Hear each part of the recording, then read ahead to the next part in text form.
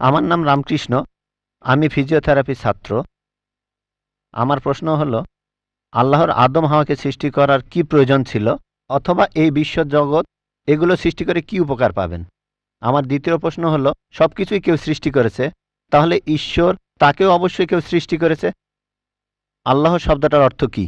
ভাই 3টা প্রশ্ন করেছেন। প্রথম প্রশ্নটা, আল্লাহ কেন আদম হাওয়াকে সৃষ্টি করলেন, এই সৃষ্টি করার কারণটা কি, বিশ্বজগৎ সৃষ্টির কারণ কি? আল্লাহ সৃষ্টি করেছেন আদম আর হাওয়াকে, তারা দুজনে শান্তিতে থাকুন, যাতে করে মানুষ যাতে আসতে পারে।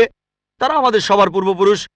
পবিত্র কোরআনে সূরা হুজুরাতের 13 নম্বর আয়াতে উল্লেখ করা হয়েছে, ইয়া আইয়ুহান নাসু ইন্না খালাকনাকুম মিন যাকরিন ওয়া উনসা ওয়া জাআলনাকুম শুউবান ওয়া কাবাইলা লিতাআরাফু ইন্না আক্রামাকুম ইনদাল্লাহি আতকাকুম ইন্নাল্লাহা আলিমুন খাবীর। হে মানুষ জাতি, আমি তোমাদের সৃষ্টি করেছি এক পুরুষ ও এক নারী হতে, আর তোমাদের বিভক্ত করেছি বিভিন্ন জাতি আর গোত্রে, যেন তোমরা অন্যের সাথে পরিচিত হতে পারো। এই জন্য নয় যে অন্যকে ঘৃণা করবে। আর আল্লাহর কাছে অধিক মর্যাদার সম্পন্ন সেই ব্যক্তি যার আছে তাকওয়া। আল্লাহ যেটার মাধ্যমে মানুষের বিচার করেন, টাকা পয়সা নয়, গায়ের রং নয়, জাতি বা গোত্র নয়, ধর্মমত নয়, সেটা হলো তাকওয়া। সেটা হলো আল্লাহকে মানা, ন্যায়পরায়ণতা, ধার্মিকতা। তাহলে আদম আর হাওয়া আলাইহিস সালাম তারা আমাদের সবার পূর্বপুরুষ, আপনারও পূর্বপুরুষ, আমারও পূর্বপুরুষ, সব মানুষের। সেজন্য আপনাকে ভাই বলে ডেকেছি। ভাই, সব মানুষ ভাই ভাই। আল্লাহ বলেছেন ইয়া আইয়ুহান নাস, হে মানুষ জাতি। আর পবিত্র কোরআনে সূরা ইসরার 70 নম্বর আয়াতে উল্লেখ করা হয়েছে, ওয়া লাকাদ কাররামনা বানি আদামা। আল্লাহ তাআলা মর্যাদা দিয়েছেন সব আদম সন্তানকেই। হোক আপনি জন্ম নেন ইন্ডিয়ায়, আমেরিকায়, ইংল্যান্ডে, জন্মান কোনো হিন্দু পরিবারে বা মুসলিম পরিবারে বা খ্রিস্টান পরিবারে, আল্লাহ বলেছেন তিনি সব মানুষকে মর্যাদা দিয়েছেন। মানুষে জন্মালে আল্লাহ তাকে মর্যাদা দেবেন। সে হোক আপনার নাম জাকির, আব্দুল্লাহ, রামু, শঙ্কর, মানুষে জন্মালে আল্লাহ মর্যাদা দেবেন। আপনার প্রশ্নতে আসি, কেন আল্লাহ তাআলা মানুষ সৃষ্টি করলেন? আল্লাহ মানুষ সৃষ্টি করেছেন কারণ আল্লাহ বলেছেন মানুষ হলো আল্লাহ সৃষ্টির মধ্যে সেরা। আল্লাহ তাআলা অন্য যা কিছু সৃষ্টি করেছেন তা আল্লাহকে মানে। ফেরেশতা সৃষ্টি করেছেন, আল্লাহ যে আদেশই দেন ফেরেশতাগণ সে আদেশ পালন করেন, তাদের নিজস্ব ইচ্ছা নেই। মানুষ হলো আল্লাহ তাআলার এমন এক সৃষ্টি যার নিজের ইচ্ছা আছে। আমরা তার কথা মানতেও পারি, নাও মানতে পারি। তাই আল্লাহ আমাদের সৃষ্টি করেছেন, আমরা হলাম তার সৃষ্টির সেরা, আশরাফুল মাখলুকাত। তবে আমরা আল্লাহ তাআলার কথা মানতে পারি, নাও মানতে পারি। যদি আল্লাহর আদেশ মানেন তাহলে জান্নাতে যেতে পারবেন, তাহলে বেহেশতে যাবেন, স্বর্গে যেতে পারবেন। যদি আদেশ না মানেন তাহলে জাহান্নামে যাবেন, দোজখে যাবেন। তাহলে এই জীবনটা পরকালের জন্য পরীক্ষা। পবিত্র কোরআনে সূরা মুলকে 2 নম্বর আয়াতে উল্লেখ করা হয়েছে, আল্লাযী খালাকাল মাউতা ওয়া হায়াতা। আল্লাহ তাআলা সৃষ্টি করেছেন জীবন ও মৃত্যু তোমাদের পরীক্ষা করার জন্য। তাহলে এই জীবনটা হলো পরকালের জন্য পরীক্ষা। তাহলে আল্লাহ মানুষ সৃষ্টি করেছেন। আর আল্লাহ বলেছেন সূরা জারিয়াতের 56 নম্বর আয়াতে উল্লেখ করা হয়েছে, ওয়ামা খালাকতুল জিন্না ওয়াল ইনসা ইল্লা লিয়াবুদুন। আমি সৃষ্টি করেছি জিন ও মানুষকে যেন তারা আমার ইবাদত করে। তাই আমাদের উচিত আল্লাহ তাআলার আদেশ নিষেধগুলো মেনে চলা। তাহলে আমরা আল্লাহ সুবহানাহু ওয়া তাআলার অন্যরকম সৃষ্টি যার নিজস্ব ইচ্ছা আছে। আমরা আল্লাহ তাআলার আদেশ মানতে পারি, আবার নাও মানতে পারি। অন্যান্য সকল সৃষ্টি যেমন তারা, গাছ, পাহাড়, পবিত্র কোরআন বলছে তারা আল্লাহ তাআলাকে সেজদা করে, তার সামনে নতজানু হয়, আল্লাহকে মানে। আমাদের স্বাধীন ইচ্ছা আছে, আল্লাহ আমাদের এই স্বাধীন ইচ্ছা দিয়েছেন। এই স্বাধীন ইচ্ছা নিয়ে যদি আল্লাহকে মানেন আপনি তাহলে ফেরেশতাদের উপরে চলে যাবেন। আর যদি আল্লাহ তাআলাকে না মানেন তখন হবেন শয়তানের সহযোগী। আল্লাহ আমাদের সৃষ্টি করেছেন পরকালের পরীক্ষার জন্য। আপনার দ্বিতীয় প্রশ্নে আসি, সবকিছুর একটা স্রষ্টা আছে, আল্লাহকে বানিয়েছে কে? যদি কেউ বলে সবকিছুরই একটা স্রষ্টা আছে, কথাটা ঠিক নয়। সব সৃষ্ট জিনিসের স্রষ্টা আছে। আল্লাহ তাআলার সংজ্ঞা হচ্ছে তাকে কেউ সৃষ্টি করেনি। যখনই বলবেন কে আল্লাহকে বানিয়েছে, সে আল্লাহ নয়। আল্লাহ তাআলার সংজ্ঞা হচ্ছে তিনি সৃষ্টি হননি। ধরেন এক লোক আপনাকে বলল যে ভাই, আমার বন্ধু জন, সে হাসপাতালে ভর্তি হয়েছে, সে একটা বাচ্চার জন্ম দিয়েছে। বলতে পারবেন এই বাচ্চাটা ছেলে না মেয়ে? বলতে পারবেন? চেষ্টা করেন, দেখেন। পারবেন না কেন? ছেলে না মেয়ে? হ্যাঁ না। ধরেন ভাই জন, সে হাসপাতালে ভর্তি হয়েছে, সে একটা বাচ্চার জন্ম দিল। এই বাচ্চাটা ছেলে না মেয়ে? আপনি বলতে পারবেন? না না। 50% চান্স ছেলে না মেয়ে।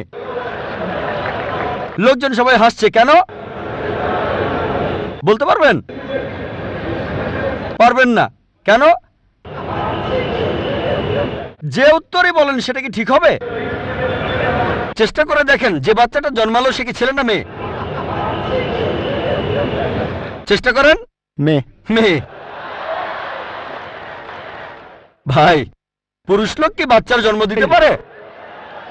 হ্যাঁ, এখানে আপনি ভুল করেছেন। একইভাবে ভুল করেছেন যখন বললেন কে আল্লাহকে বানিয়েছে। পুরুষ লোক কোনো বাচ্চার জন্ম দিতে পারে না, তাহলে তো মেয়ে বা ছেলে হওয়ার প্রশ্নই আসে না। এখন কি আপনি বুঝতে পেরেছেন?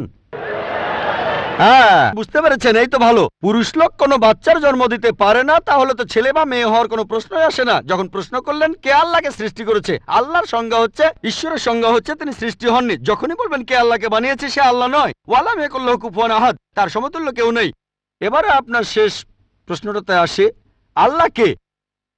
আল্লাহকে সবচেয়ে সেরা সংজ্ঞাটা আছে পবিত্র কোরআনে সূরা ইখলাসে 1 নম্বর থেকে 4 নম্বর আয়াতে উল্লেখ করা হয়েছে। এখানে বলা হয়েছে যে কুল হুয়াল্লাহু আহাদ, বলো তিনি আল্লাহ এক, অদ্বিতীয়। আল্লাহুস সামাদ, তিনি অবিনশ্বর, চিরস্থায়ী। লাম ইয়ালিদ ওয়া লাম ইউলাদ, তিনি জন্ম নেননি, কাউকে জন্ম দেননি। ওয়া লাম ইয়াকুল্লাহু কুফুয়ান আহাদ, তার সমতুল্য কেউ নেই। এই হলো 4 লাইনের সংজ্ঞা আল্লাহ সুবহানাহু ওয়া তাআলার। যদি কোনো মানুষ, যদি কেউ বলে যে অমুক লোকটা আল্লাহ, সেই লোক যদি এই 4টা শর্ত পূরণ করতে পারে, আমাদের মুসলিমদের কোনো আপত্তি থাকবে না সেই লোককে আল্লাহ বলে মেনে নিতে। 4 লাইনের সংজ্ঞা, এটাই হলো ধর্মের লিটমাস টেস্ট। আল্লাহ তাআলার সংজ্ঞা প্রথমটা হলো কুল হুয়াল্লাহু আহাদ, বলো তিনি আল্লাহ এক, অদ্বিতীয়। আল্লাহুস সামাদ, আল্লাহ অবিনশ্বর, চিরস্থায়ী। লাম ইয়ালিদ ওয়া লাম ইউলাদ, তিনি জন্ম নেননি, কাউকে জন্ম দেননি। ওয়া লাম ইয়াকুল্লাহু কুফুয়ান আহাদ, তার সমতুল্য কেউ নেই। যদি হিন্দু ধর্মগ্রন্থগুলো পড়েন, সেখানেও একই রকম কথা বলা হয়েছে, কুল হুয়াল্লাহু আহাদ। এটা পাবেন আপনাদের ছান্দোগ্য উপনিষদে 6 নম্বর অধ্যায় 2য় অনুচ্ছেদের 1ম পরিচ্ছেদে। এক্কামে বিদ্বিতীয়াম, ঈশ্বর মাত্র একজন, দ্বিতীয় কেউ নেই। দ্বিতীয় টেস্ট আল্লাহুস সামাদ, আল্লাহ অবিনশ্বর, চিরস্থায়ী। ভগবদ্গীতা 10 অধ্যায়ে 3 অনুচ্ছেদ বলছে, আমাকে বলা হয় এই বিশ্ব জগতের প্রভু, আমি জন্ম নেইনি, কোনো শুরু নেই। তৃতীয় টেস্ট লাম ইয়ালিদ ওয়া লাম ইউলাদ, তিনি জন্ম নেননি, কাউকে জন্ম দেননি। আর শ্বেতাক্ষেত্র উপনিষদে আছে 6 নম্বর অধ্যায়ের 9 অনুচ্ছেদে, নাচাই সাকাসিজ জানিতা নাচা দীপা, ঈশ্বরের কোনো প্রভু নেই, তার কোনো বাবা মা নেই। মহান ঈশ্বরের কোনো বাবা নেই, তার কোনো মা নেই। তারপর ওয়ালাম ইয়াকুল্লাহু কুফুয়ান আহাদ, তার সমতুল্য কেউ নেই। আর শ্বেতাক্ষেত্র উপনিষদে বলা হয়েছে 4 নম্বর অধ্যায়ের 19 অনুচ্ছেদে আছে। এছাড়াও যজুর্বেদ 32 অধ্যায়ের 3 অনুচ্ছেদে বলা হয়েছে, নাতাস্তি প্রতিমা আস্তি, মহান ঈশ্বরের কোনো প্রতিমা নেই, কোনো মূর্তি নেই, কোনো ছবি নেই, কোনো ফটোগ্রাফ নেই, কোনো ভাস্কর্য নেই। এটা কে বলেছে? যজুর্বেদ 32 অধ্যায় 3য় অনুচ্ছেদ বলেছে একই কথা, ওয়ালাম ইয়াকুল্লাহু কুফুয়ান আহাদ। যদি কেউ বলে যে অমুক লোকটা হচ্ছে আল্লাহ, যদি সেই লোক এই 4টা শর্ত পূরণ করে, আমরা মুসলিমরা কোনো রকম আপত্তি ছাড়াই সেই লোককে আল্লাহ বলে মেনে নেব। যেমন ধরেন, কিছু লোক বলে ভগবান রজনীশ হলেন মহান ঈশ্বর। একবার প্রশ্নোত্তর পর্বে এক হিন্দু আমাকে বলেছিলেন, আমরা ভগবান রজনীশকে ঈশ্বর বলে মানি না। আমি কখনোই বলিনি হিন্দুরা ভগবান রজনীশকে ঈশ্বর বলে মানে। আমি বলেছি কিছু লোক তাকে ঈশ্বর বলে মানে। আসুন দেখি রজনীশকে আমরা টেস্ট করি। প্রথম টেস্ট হলো কুল হুয়াল্লাহু আহাদ, বলো তিনি আল্লাহ এক, অদ্বিতীয়। রজনীশ কি এক, অদ্বিতীয়? সেই কি একমাত্র লোক যে নিজেকে ঈশ্বর দাবি করেছে? এরকম অনেক মানুষই ছিল, আর এই দেশে হাজার হাজার লোক নিজেকে ঈশ্বর দাবি করেছে। রজনীশ একমাত্র নয়। তবে রজনীশ ভক্তরা বলে না না, উনি একটু আলাদা। এবারে পরের টেস্টে দেখি। আল্লাহুস সামাদ, আল্লাহ অবিনশ্বর, চিরস্থায়ী। রজনীশ কি অবিনশ্বর, চিরস্থায়ী? আমরা তার জীবনী থেকে জানি, তার আত্মজীবনী থেকে। রজনীশ ভুগছিলেন অ্যাজমা, ডায়াবেটিস আর পিঠের ব্যথায়। চিন্তা করেন, মহান ঈশ্বরের হয়েছে অ্যাজমা, ডায়াবেটিস, পিঠের ব্যথা। তৃতীয় টেস্ট লাম ইয়ালিদ ওয়া লাম ইউলাদ, তিনি জন্ম নেননি, কাউকে জন্ম দেননি। ভগবান রজনীশ জন্মেছিলেন মধ্যপ্রদেশে, তার বাবা মাও ছিলেন।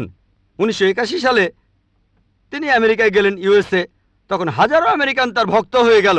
তারপরে আমেরিকার অরিগন প্রদেশে তিনি বানালেন একটা সেন্টার, আর তার নাম দিলেন রজনীশপুরম, তার গ্রাম। পরবর্তীতে আমেরিকান সরকার তাকে অ্যারেস্ট করে কারাবন্দী করে রাখলো। রজনীশ বলতো যে আমেরিকান সরকার তাকে স্লো পয়জনিং করেছে। চিন্তা করেন, মহান ঈশ্বরকে স্লো পয়জনিং করা হয়েছে। 1985 সালে আমেরিকান সরকার তাকে বের করে দিলে সে ইন্ডিয়ায় চলে আসে। তারপর এখানে পুনায় সে আরেকটা সেন্টার খুললো, আর তার নাম দেওয়া হলো ওশো কমিউন। যদি রজনীশের সমাধির কাছে কখনো যান, তার সমাধির উপরে লেখা আছে ভগবান রজনীশ ওশো। কখনো জন্মাননি, কখনো মরেননি, তবে পৃথিবীতে ভ্রমণ করেছেন 1931 সালের 11 ডিসেম্বর থেকে 1990 সালের 31শে জানুয়ারি পর্যন্ত। কখনো জন্মাননি, কখনো মরেননি, তবে পৃথিবীতে ভ্রমণ করেছেন 1931 সালের 11 ডিসেম্বর থেকে 1990 সালের 31শে জানুয়ারি পর্যন্ত। তার সমাধিতে এটা লিখতে ভুলে গেছে যে পৃথিবীর 21টা দেশ তাকে ভিসা দেয়নি।